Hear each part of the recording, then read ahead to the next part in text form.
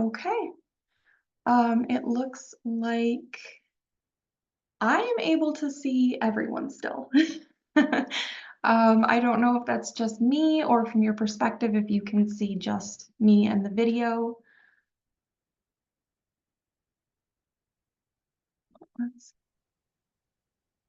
Okay, so I we're can still seeing, see Kate, but I did click the setting where people's names are hidden on the recording.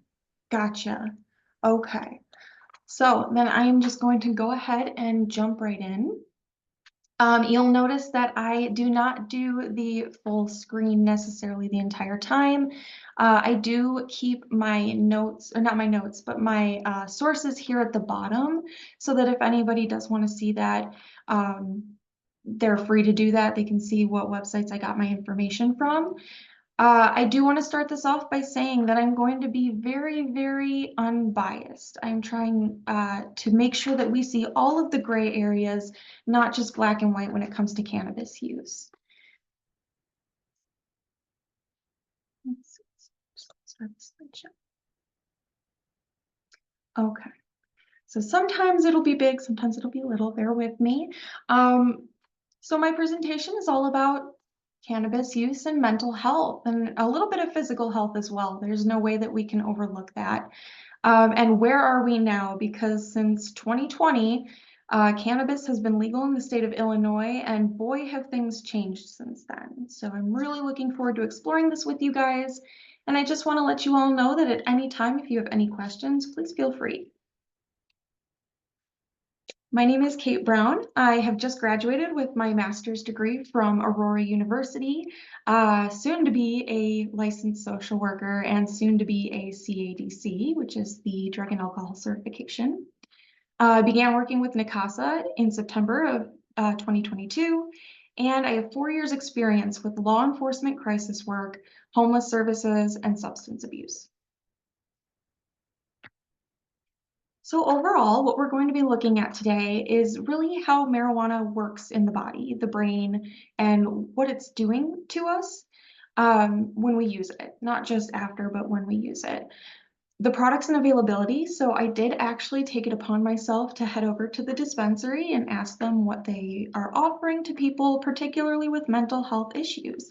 Are they offering appropriate products, things like that? So I really wanted to check it out and see what they had. And I was very surprised to find that not only was the staff very knowledgeable, but the products they offer are so varied that I feel like anyone would be comfortable using these products. We're going to look at the pros and cons of using cannabis or marijuana, seeing how it benefits. We're also going to learn the difference between sativa and indica strains, which I know a lot of people are very confused on. We're going to talk about the gray area of cannabis and its legalities. There's a lot of different laws that are changing and everything's become very new to us. We're still trying to navigate the proper way to handle and approach this from all perspectives in the legal system. And we kind of are sort of getting that sorted out, but I think it's still going to take some time. And then we're going to talk about how NACASA sees cannabis and how we are approaching that with our clients. So your brain on cannabis, right? This is your brain on drugs. No, we won't do any fried eggs today. Marijuana stimulates the naturally occurring endocannabinoids in your brain to slow down and speed up certain neurological receptors. This will enhance this results in varied reactions of enhanced or diminished bodily responses. So this is like pain, reducing pain, heightening sense of taste. This also results in a flood of dopamine, depending on the strain that you're using. The way marijuana affects the body depends on genetics, age, health, and I'm sure there's many different variables at the exact time of use. I did want to just kind of pop out of my presentation here for a moment to share this little video. Now, we are not going to watch the video today because, unfortunately, if this goes on YouTube, they would copyright the video, and so we don't want to cause any chaos with that. But I will be posting it here in the chat for you so you guys can save that link. I think that this video is not only where I got this information from, but shows a very easy to understand explanation of how cannabis actually affects your entire body and your brain. I will show you just uh, the clip here. So this would be your very first screen of it. It is a TED Ed, and it's actually very cute and entertaining, so I highly recommend it. And it takes a few watches, I will tell you guys. Like if you give it a once over, it's probably gonna go way over your head for a minute, and you're gonna have to watch it a second time and go, okay, got it. Took me about 3 or 4 times just to get the wording right for the slide. So I wanted to kind of give us an idea of the big picture of what's going on in the state of Illinois with cannabis. Um, these numbers are huge, and I am not even going to try with my number dyslexia to announce these numbers to you. However, we do have over 170 dispensaries in Illinois, and these factors of the amount of product sold versus the revenue from those sales is only for the month of March. This is not up to the year, a year up to the month. This is just for the month of March in 2024, how many products have been sold and how much money the state has made from those sales. Given that, we are noticing that it's very, very popular to use cannabis. Almost everybody is. It's becoming so common that we're watching, younger and younger audiences as well, but it's becoming very similar to alcohol, where it's perfectly legal, and if somebody wants to enjoy that, they can. No longer is there as much of a stigma, but we do see, obviously, that the stigma is still persisting throughout time, even during this whole gray area, trying to iron out all of the different legalities and complications.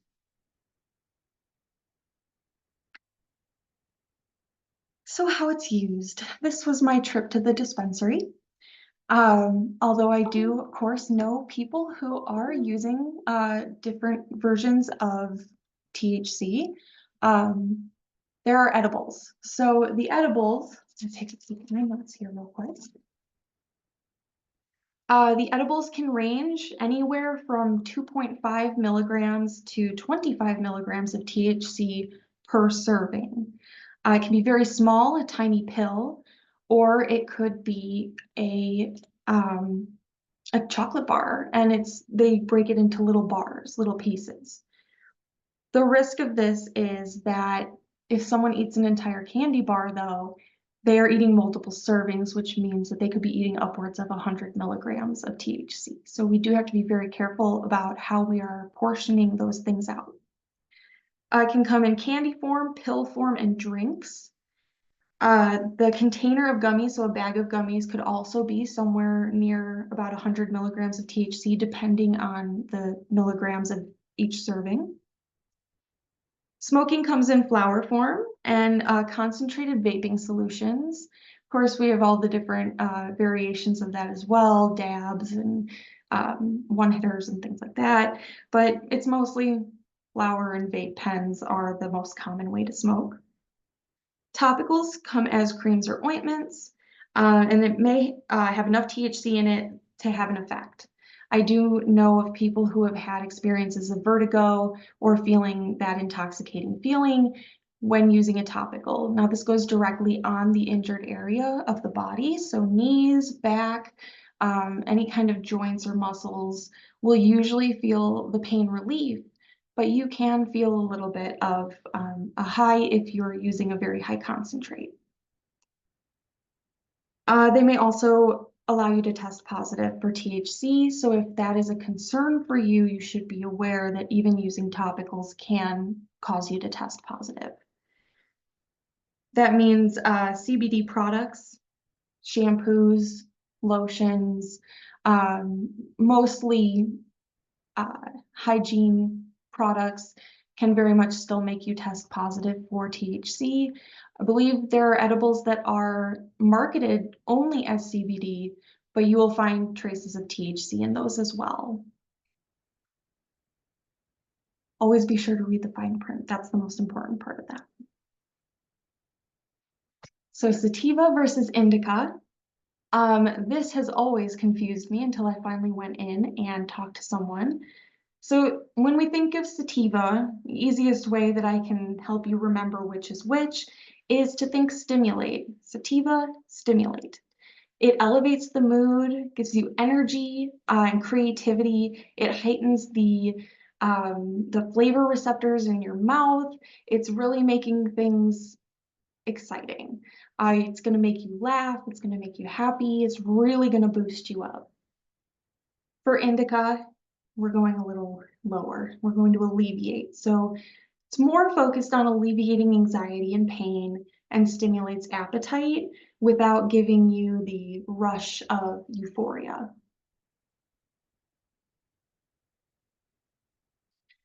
We're going to talk about the benefits of cannabis. So CBD versus THC, and then we're just going to look at the benefits there because CBD and THC sound really confusing when you're trying to put all those letters together and trying to sort out which is which. So let's try to think about, what's going to do what. It kind of seems like they're both the same thing, but they really aren't. So CBD will not produce a high typically, unless there's a lot of it. It typically does not produce a high. It assists with inflammation and pain. It assists with sleep. It can decrease seizures. It eases depression and anxiety, so by elevating the mood a little bit. It can help with psychosis. Now, this one is very important because it's very commonly understood that THC may increase psychosis for some people. We will definitely talk about that. The risk is certainly there. However, with CBD, there is less of a risk and people have actually seen improvements. It reduces nausea and migraine. So again, it's pain, it's helping settle your stomach and may even increase a little bit of appetite. With THC, you're definitely going to have that high. It assists with inflammation and pain as well. It assists with sleep, just like CBD does. It can ease anxiety sometimes. So for some people, and again, this is genetics, age, just that general makeup of how you react to it can be very, very different, along with the milligrams you're using. A higher milligram of THC is going to put you at a higher risk for experiencing things like anxiety, shortness of breath, and some of the other risks that you can experience. Increased appetite, of course, and reduces nausea and migraines as well. So there's a lot of similarities, though CBD does have some benefits that THC does not. And of course, THC has some benefits that CBD does not.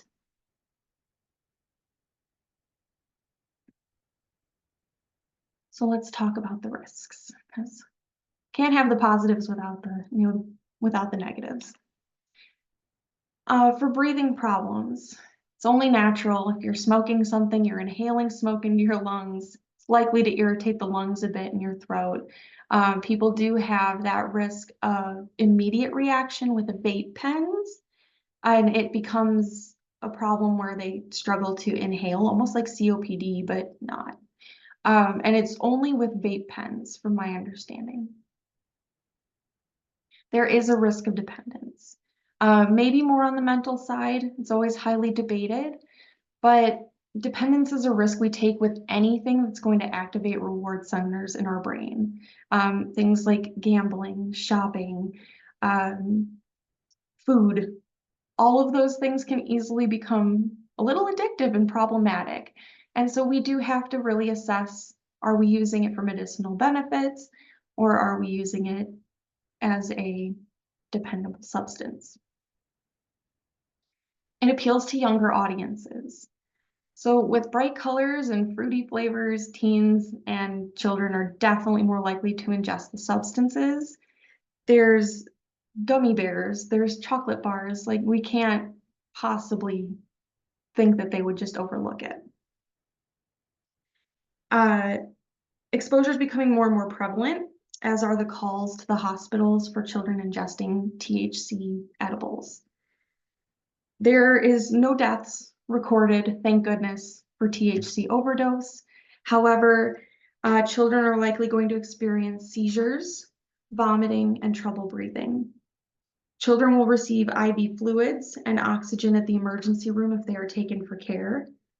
And it's important to ask family or babysitters if their cannabis is stored properly. So sometimes it's an uncomfortable conversation to have, but it's something that if you want to keep children safe, we have to know about. You can come across with zero judgment, just saying, hey, do you have any cannabis products in the house? If you do, could you please put it up higher? Can you make sure it's locked or stored somewhere where it's safely away from the children? The percentage of how many children are exposed to it in their own home or in a residential setting is very high. It's pretty much, I mean, that's where they're going to find it, right? You're not going to bring your kid to the dispensary. You're not going to bring it to, a rave. You're going to find it in your home. So it's always important to make sure that you are aware of any kind of cannabis in the home and you're making sure it's safe. This is also something that should DCFS get involved in your life, they would be looking for that, right? They would be looking to make sure that it's stored securely. Alcohol is the same way, right? They want prescription medications up where children can't reach. So if we're going to use it as a medication or even as a recreational substance, alcohol is far from a medication. We want to make sure that it's stored safely and away from children. So now we're going to get to that little risk of psychosis. There are people who are a little more predisposed to experiencing psychosis than others. Again, it's that genetic buildup, and the risks can definitely be heightened by the use of cannabis. We have to make sure that if you are going to be trying it and you are at risk, you are taking smaller doses and just kind of feeling out that area, because if you take too much, it could be pretty detrimental. People have experienced hallucinations, delusions, and of course that heightened anxiety and paranoia.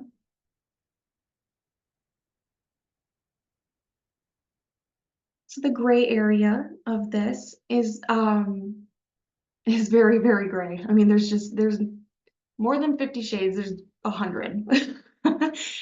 We are trying desperately to figure out how to approach this with a compassionate and empathetic response while also maintaining a firm boundary with substance abuse and overuse. So the main laws that we're going to talk about today are that it must be in a sealed, odor-proof, child-proof container and out of the reach of children. It also must be out of the reach of the driver when being transported from the dispensary to your home. So if you have that little bag that you've got and it's in your passenger seat, now some people might be like, hey, that's not supposed to be there. Some officers might be willing to overlook that, but there are those few officers that may say, hey, I noticed that it's within your reach and that's against the rules. It really depends on who you get, but it's absolutely possible that it could happen. Medical card or not, you cannot operate a motor vehicle while under the influence of cannabis. It is not a get out of jail free card. It does not just allow you to do whatever. You can't go to work and operate heavy machinery. It's a lot like any other prescription that would inhibit your ability to do so. Any crime you are charged with may include THC levels as an aggravating factor. We have to be aware of that because even long term, if you smoked, and I know a lot of people are going to get mad at me for saying this, if you smoked 2 weeks ago but committed a crime today and they take your urine and you test positive for THC, they can tack that on to certain charges, including DUI. You must be within the possession limit stipulated by the state of Illinois. So that's 5 grams concentrate or 30 grams of flower. This is far, far less for out of state. So if you come from Wisconsin and you try to buy some, it's more like 1 gram of concentrate, and I believe it's like 5 to 10 grams of flour. So very, very little compared to what you can buy when you are a state resident. For a DUI, you have to have over 5 nanograms or more, 5 nanograms or more per milliliter of whole blood present for THC, or 10 nanograms per milliliter of urine or saliva. So in the DUI handbook, they call it other bodily fluids. I prefer to just say urine or saliva. This means, unfortunately, that again, if you had smoked 2 weeks ago, or you are a frequent smoker, you could very well be at risk for a DUI just because it's in your system. We do have a gentleman who comes to NACASA and speaks as a guest speaker who was involved in a fatal DUI. He was underage and did have THC in his system. There was no alcohol involved.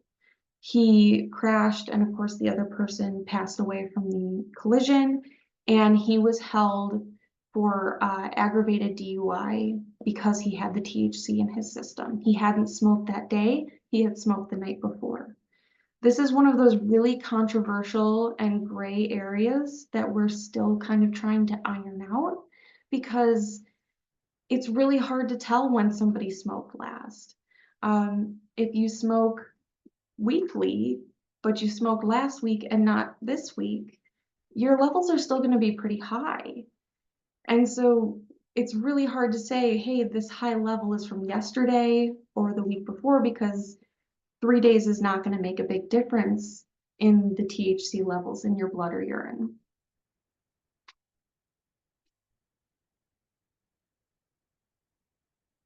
So from the clinical side, what we are seeing at NACASA is very interesting, and as a substance abuse counselor, it's kind of exciting to be at the front row of this huge change. We're now changing completely how we see THC in cannabis. We're changing how we approach it. It used to be all or nothing, absolutely no cannabis, no THC, no nothing, no CBD. And now we're starting to get towards this area where we have to change our approach and we have to view it differently. To ignore the fact that there are medicinal benefits to cannabis would be unethical. However, we cannot overlook the fact that there is diagnostic criteria for cannabis use disorder. The use disorder criteria is the same across the board for all substances, and even for process addictions, which are gambling, shopping, eating, very non-chemical dependent addictions. We still kind of use the same criteria, it's just a little tweaked. So if the substance is taken in a larger amount or over a longer period than was intended, so if you're losing your whole day to cannabis and you did not intend to do that, you had plans that day and you ended up smoking your day away, we're going to check that box. There's a persistent desire or unsuccessful effort to cut down or control the substance use. So if you're trying to stop and you're finding that it's more difficult than you thought it would be, we're going to have to take a look at that. Or perhaps you stopped for a year and you started up again. As a substance abuse counselor, I would start to ask what was going on during that time and what made you restart? What made you stop? I would wonder if it was difficult to stop or if you experienced any withdrawal symptoms, which are here at the bottom of the page. A great deal of time is spent in activities necessary to obtain the substance, use the substance, or recover from its effects. So if you're smoking so much that the next day you're still feeling some effects, or you're feeling very drained, or you're kind of feeling that heavy feeling, It's worth thinking about, or that brain fog, right? If it's something that you've done so much of that it's got lasting effects to the next day, we might be having to take a look at that. A craving or strong desire or urge to use the substance, so you're not so much compelled by pain or by symptoms of mental health, you're more just craving it. Reoccurrent substance use resulting in the failure to fulfill major role obligations at work, school, or home. This would be the more prominent criteria. This is something like missing work, failing in your classes at school. This is not taking as good of care of your children as you would like to or as they need to. This is losing your whole day, right? I mean, a lot of these criteria can sort of blend together. So we can see that the problematic behaviors regarding cannabis use kind of line up in the same boat. Continued substance use despite having persistent or recurrent social or interpersonal problems caused or exacerbated, which means to make worse, by the effects of the substance. So, are you getting into fights about cannabis?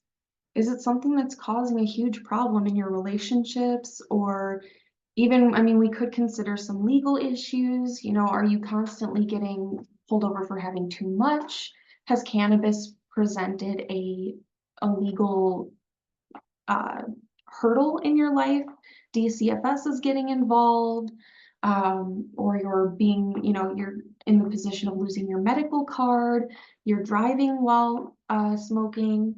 It can all be kind of lumped into that, but really we're more focused on like, is your spouse or your significant other concerned about your use?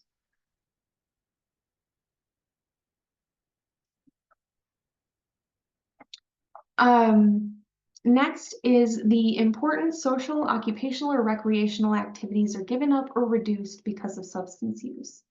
So this criteria is prominently with youth.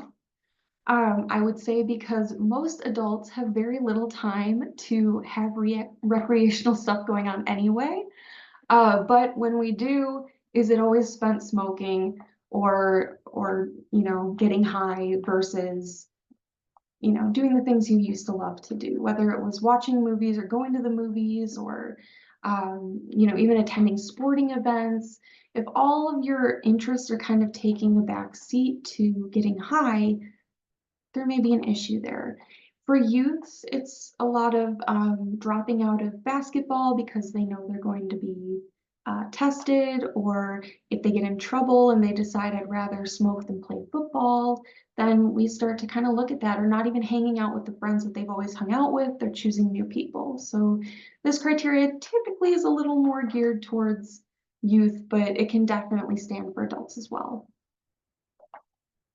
The recurrent substance use in situations which are physically hazardous. So this is working in a warehouse, if you're using a forklift, if you're driving your vehicle, if you are putting yourself in a situation where you're so inebriated that you probably shouldn't be near a swimming pool, or you shouldn't be watching children who are swimming in a pool. Things like that, those are physically hazardous situations that could be essentially only hazardous because of the cannabis. Continued use despite knowledge of having a persistent or recurrent physical or psychological problem that was likely caused or exacerbated by the substance.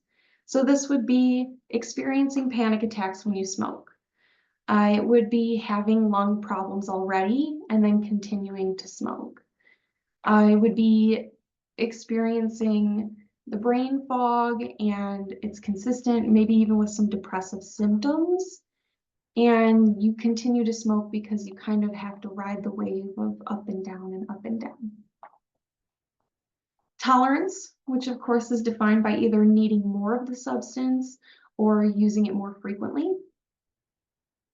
It also is marked by the diminished effect. So if you're using a one hitter and you find that it's just not enough anymore and you have to take tolerance breaks or you have to really increase the amount, and we know how expensive cannabis is, if you're starting to spend more and more each month on your cannabis, it could be a sign that you are building up a tolerance. You may not really notice it either, but you may notice that the high is not as persistent or as prevalent, and then it slowly becomes you need twice as much. And withdrawal. Now, this one is a very controversial criteria with clients.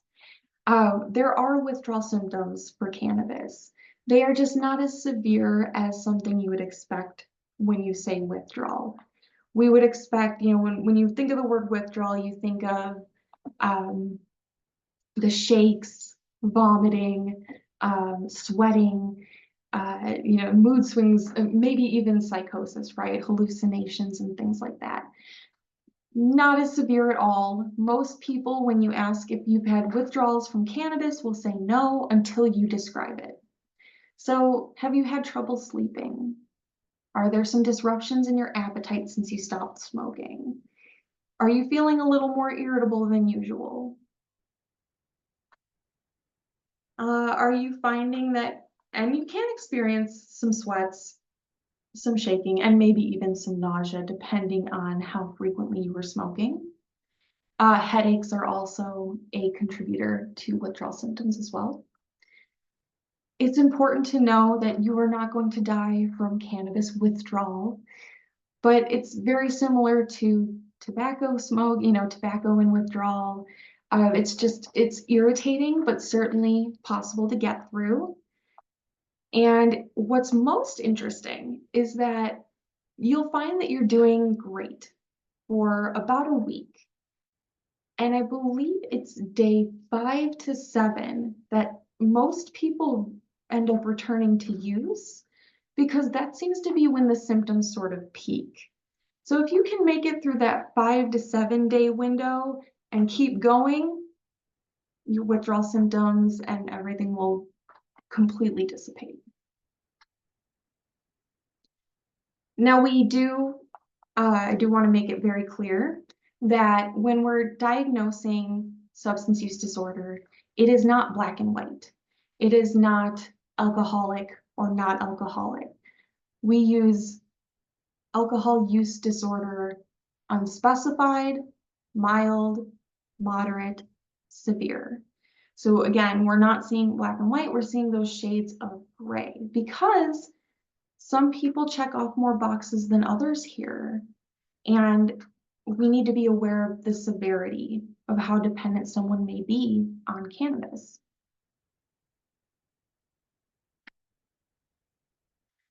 So NACASA is desperately trying to wade through all the information that is out there in the evidence-based presentations and materials, and it's really been quite a dance to get this sorted out. Sometimes it was none, then it was okay, a little, and then it was only medical, and then it was never mind, no medical, and now it's let's do it this way.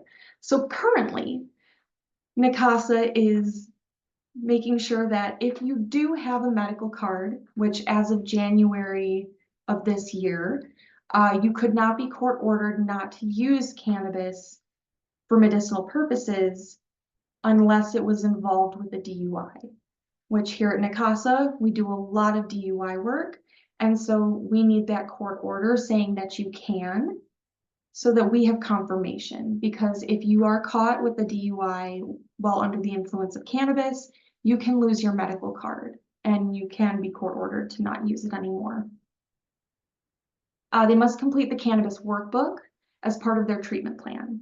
The cannabis workbook, as well as group sessions involving cannabis, is the discussion of dependence.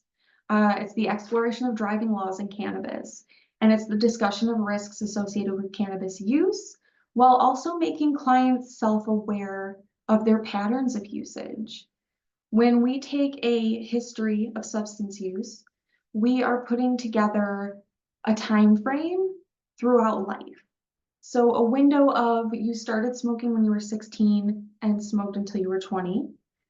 Okay, how often, how much, And did it increase, decrease? Okay, you stopped for 5 years and then went back. What changed? What happened then? What made you decide to stop? So we start to really see not just the pattern of use, but how the behavior links to the cannabis use as well. And we do find that mental health diagnosis or chronic pain is a major factor in that.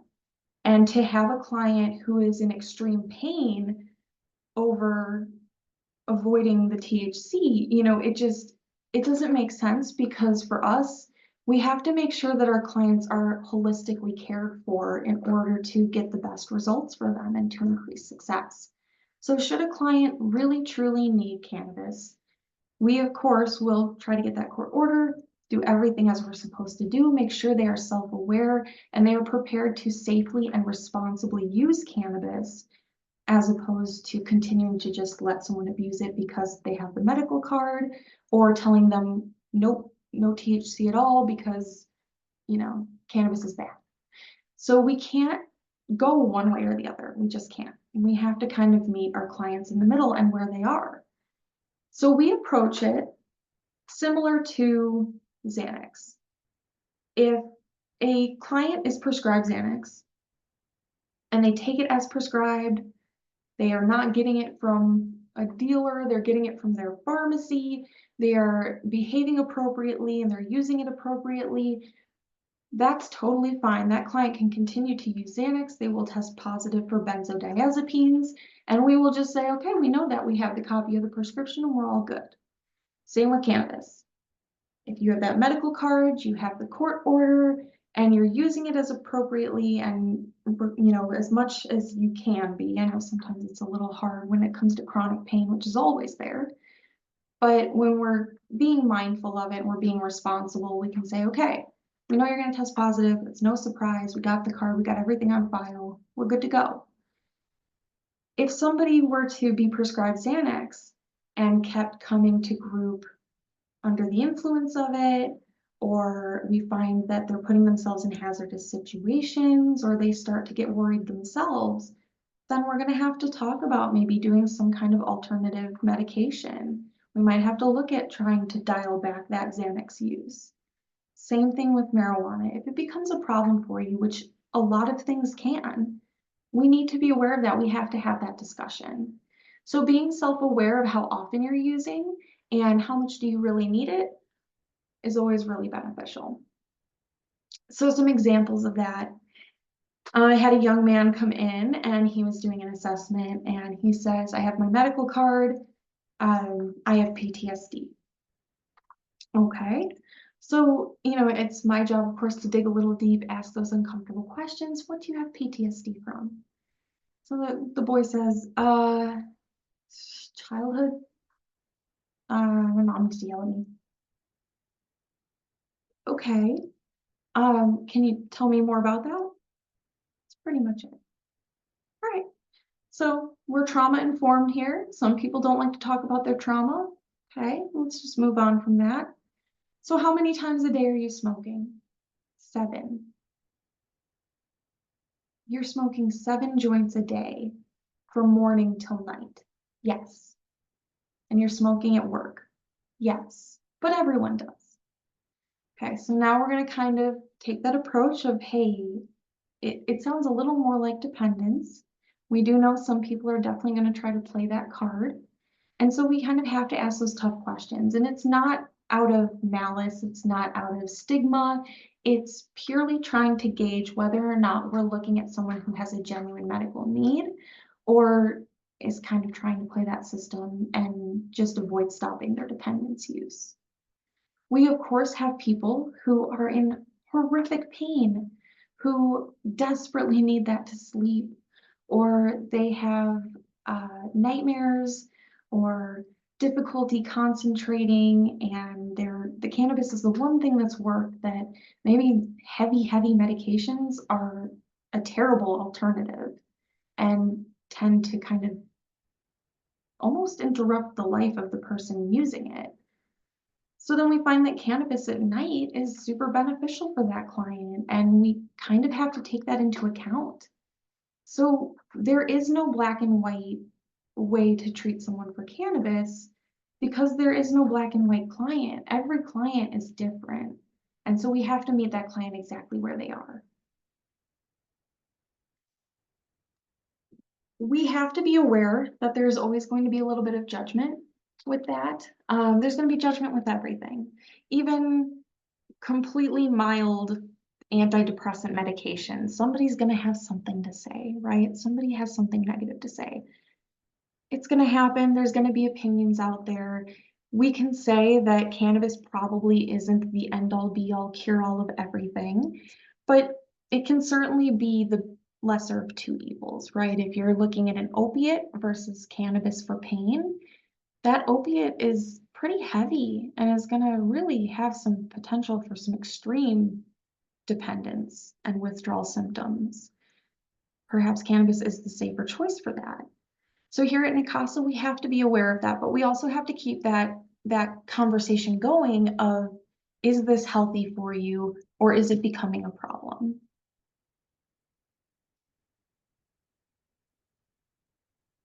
Does anyone have any questions?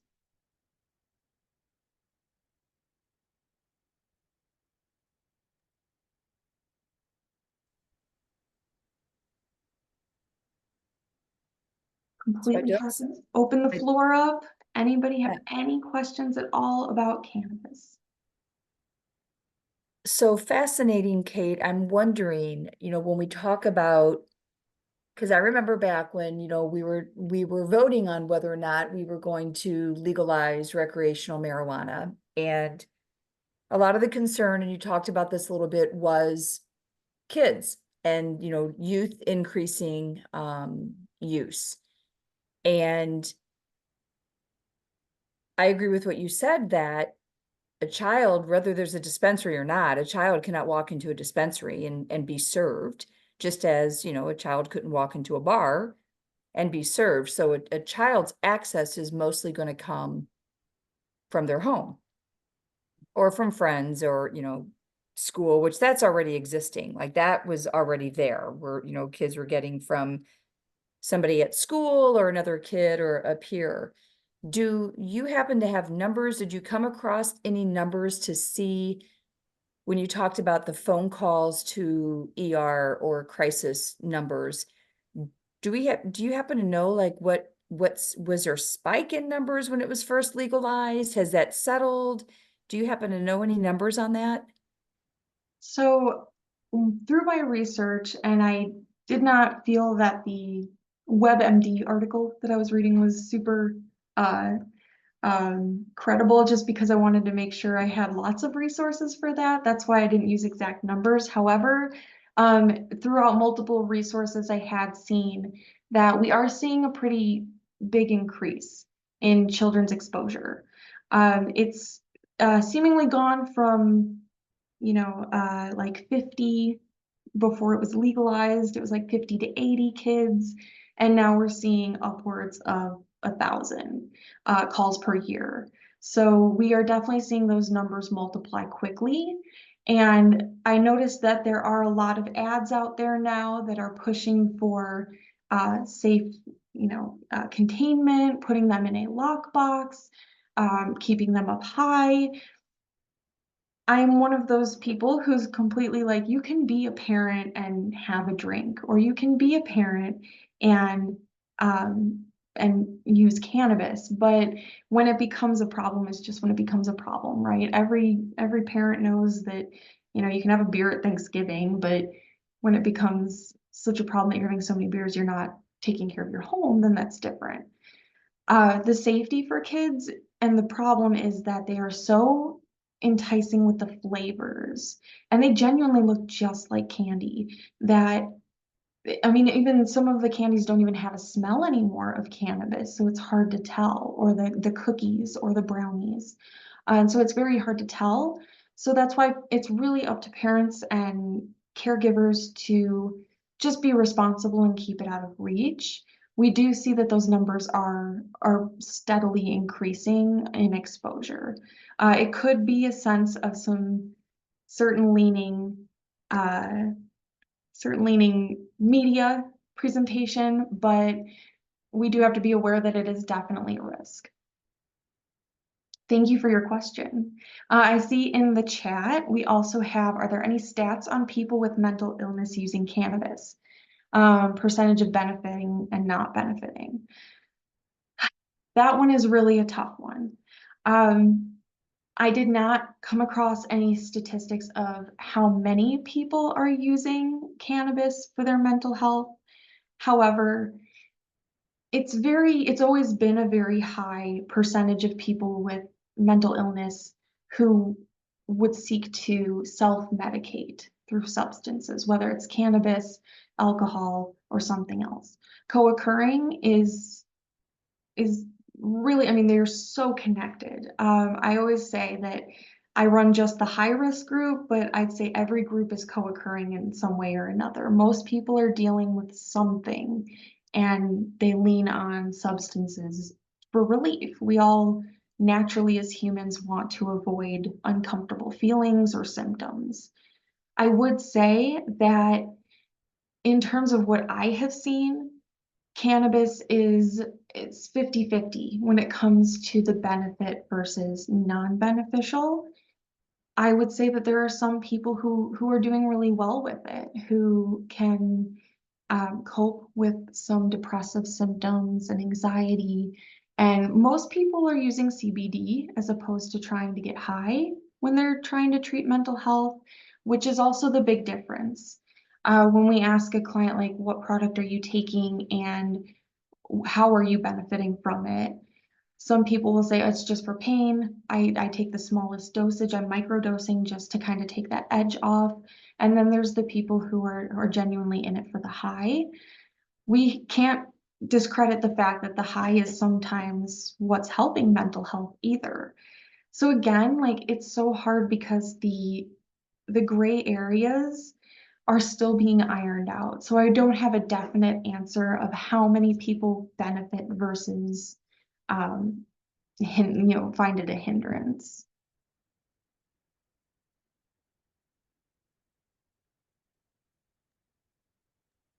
Sorry, I'm riding my bike, but I did have a question about any information that you may have come across regarding admittance to mental health facilities due to THC-induced psychosis. That is a very interesting question. I will have to look into that more. I don't think I've ever actually heard of anyone being inpatient treatment, like into inpatient treatment or brought in for admission under just THC psychosis. I think that it kind of takes a little while to figure out exactly what the core reason is, so it's not as cut and dry. I do know that there is a news story out there that was very conflicting in the early 2010s, where a gentleman had become violent and they thought it was because of bath salts, but the only thing he had in his system was THC. Then again, I don't know if there's even a test for bath salts, so I was curious about that as well. I am not sure about the exact statistics of how many people are experiencing psychosis. I can tell you that it's prominent enough that we're aware that it's a risk, especially for people who have a family history of schizophrenia. Although we also have to see that there's a correlation between schizophrenia presenting itself in the early 20s and that being the time of exploration with substances. And so we kind of have to find that connection of is correlation causation, or is it just kind of a coincidence? So it is really hard right now, and they are researching more of that. We do see that cannabis is affecting various parts of the brain and absolutely can trigger psychosis. And like I said, it is prominent enough that it is happening, and we are aware of it as clinicians, that we have to kind of be on the lookout for that.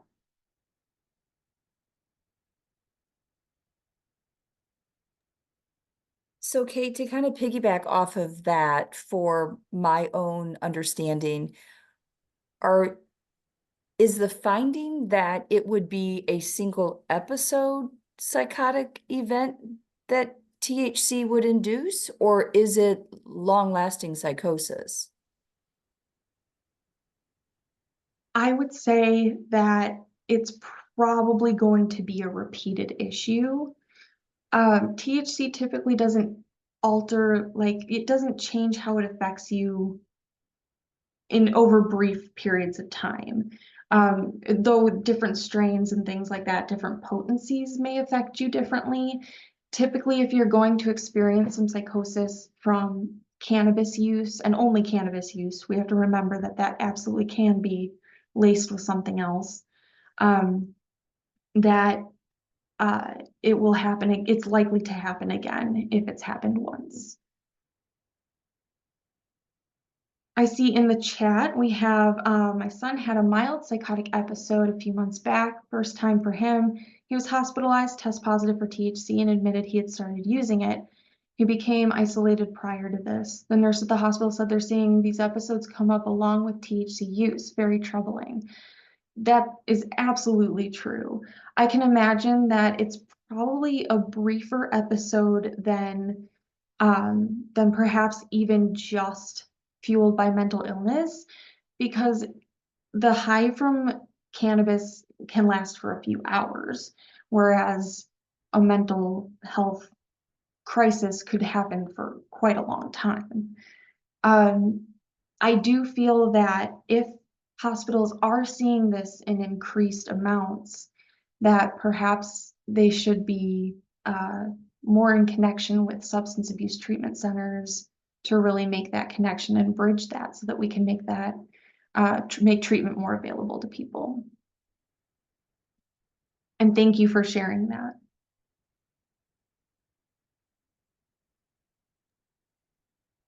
I have a question. I work with substance use clients, and there is kind of a trend with harm reduction. There's even a name for it. People call it California sober, where they continue to use marijuana, but they don't use other substances. But I do have a client who continues to relapse on alcohol, but just does not, will not give up marijuana, does not think it's an issue. But it's kind of obvious to me from the outside that the relapses happen after he starts smoking the marijuana. So I'm just curious what your experience has been, like if, you know, people with, I don't know, it's like difficult for me in the field because I know it's helpful for some people, and you know, if it relieves pain and it helps people, I'm totally fine with that. I have no issue with people using it, but it's really tough for me to watch people relapse because they start using marijuana, and they're not making the connection that when they're using it to get high, it changes their judgment, and they tend to relapse more. So it's just kind of an issue, and it's kind of frustrating. I'm just wondering what your experience has been with that. Yes. Thank you for that question because it's a really good one. We are walking a very fine line as substance abuse counselors because the world has gone very one way and very the other way, and we're trying to kind of make sense of both sides, and we're trying to kind of, again, it's meeting each client where they are. And for me in particular, I've seen a wide range of reactions to cannabis. I have, you know, like my young teenage boy who was really trying to kind of milk that medical card. And then I have people with you know, severe anxiety or depression or even physical health issues like irritable bowel syndrome and Crohn's disease. And they are not only enjoying being high, which of course they're going to, but also getting that medicinal benefit, and where do we kind of draw the line? For me, when I'm talking with those clients and we're doing that cannabis workbook and we're doing cannabis lessons, we're discussing again, that like kind of self-monitoring. Are you really using because you're in that much pain, or are you kind of using more for the pleasure of being high? Is it something that if you had to give it up, are you more afraid of living without the buffer of that high and that comfort? Or is it purely medicinal where you're just kind of afraid of the symptoms of what you might experience? So it really is kind of tough. Most clients that have been using it medicinally will tell me, I did find myself smoking more often just because I was stressed or frustrated or wanted a break and just wanted to relax. And I started, after these lessons, I started to be a little more aware of that and practice more restraint. I love hearing that from my clients because it means that they are practicing that responsibility. It's something that I can't necessarily do for them. And so when we are walking this really thin line, we kind of have to just encourage the clients to sort of take that on themselves, I think.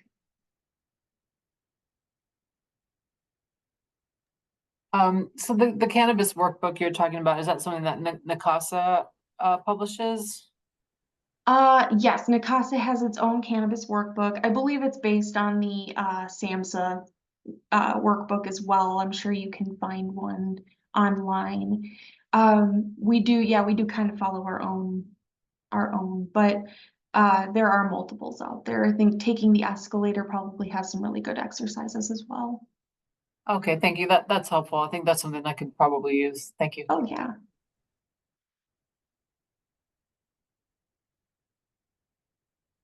I did want to touch on the California sober thing, because I do want to touch on how it's very divided, very, very divided. There are some people who go to AA meetings and they will say, yeah, I'm not drinking. I smoke occasionally, or yeah, I'm smoking marijuana, but I'm not drinking. So I'm in recovery. And then there are other people who are like, you're absolutely not in recovery. If you are experiencing the effect of a drug, you are not sober. It's hard to say though, because you could really kind of make an argument that, okay, well, if you're taking an anxiety medication, then you're not sober. Or if you're taking any medication at all, are you sober? So, but there are lots of medications that don't give you a high. So it's kind of a difficult, again, having not only just the community at large being divided, then there's misinformation spread. And of course, then we get that emotional level as well, that moral model kind of approach where we just kind of say it's wrong because, we've kind of been molded into this direction by the war on drugs and reefer madness, and we start to think it's this big scary thing. I also want to kind of present the fact that one, as I had mentioned before, and one of the risks that was not on my slide, is that marijuana can be laced. I've had teens come in and test positive for things like PCP. And I'm like, have you used this? And they're like, no, I just smoke weed. And I was like, where are you getting your weed from? Well, my buddy has it. Okay, well, where's he getting the weed from? He gets it from a friend. And so I had to explain to him, like, whoever is giving you your weed may very well be lacing it, and you need to be careful about that. So then we have to educate people on how it really, people really aren't thinking about what could happen to you with your laced drugs as much as they're thinking about just giving you a good high or having you come back to purchase it. So buying from the dispensary is the safest way to go. Even if you trust that friend or whatever, it should still be in its labeled container that it's manufactured in. It should not be split up. That will definitely put you at a risk of containing putting it in different containers kind of makes it look like you're getting ready to sell it or distribute it. That could open up a whole other legal issue. And then there's that risk of fentanyl too, which it takes a teeny, teeny, tiny amount to overdose on fentanyl. And should somebody have numerous drugs laid out on a table and they're not considering cleaning that table off, it can very easily become cross-contaminated. There have been cases, now it's going by the client's own story, but they have, they overdosed on fentanyl while smoking marijuana and ended up in the hospital, which of course resulted in DCFS or police involvement. So we do have to be very careful and be very safe about how you're using it. Does anyone else have any other questions?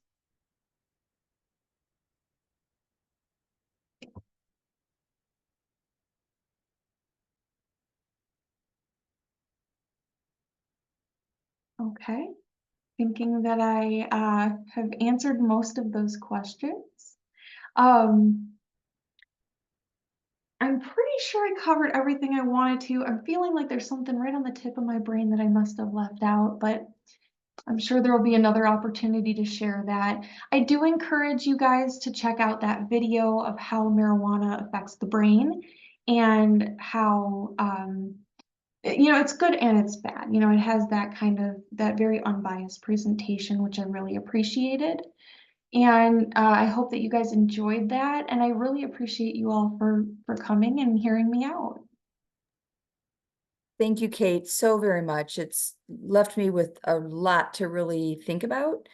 I think I was raised very sheltered, and it was always drinking is fine, smoking is fine, marijuana is bad. And it was just kind of that upbringing for me. And I have many people in my life who use marijuana, edibles, smoke, vape. I mean, I know a lot of people who do.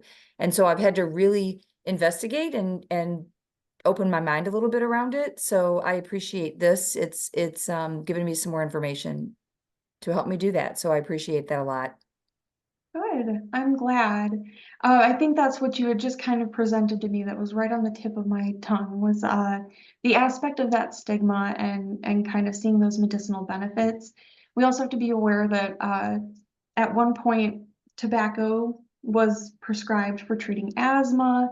Heroin used to be an over-the-counter drug, cocaine as well. So we do see kind of a pattern of those emerging wonder drugs suddenly becoming a little more concerning and then illegal, but cocaine is actually still used and so are opiates. So we do have to kind of be aware that there are medicinal benefits even to that illicit substance kind of line as well. So I think that it's definitely going to be a lot more discussion about the gray areas.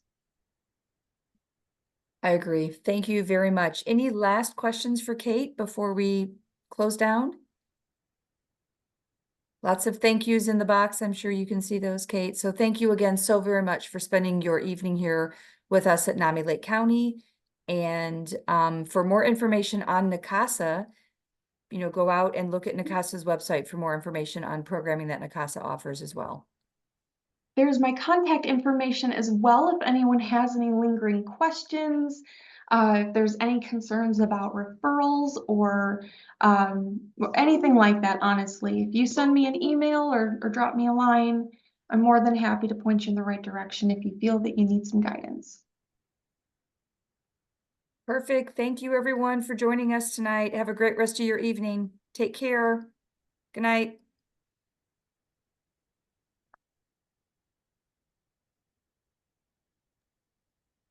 Thank you, Patty. Thank you, Cate. Have a good night. You too, Chris. Thank you.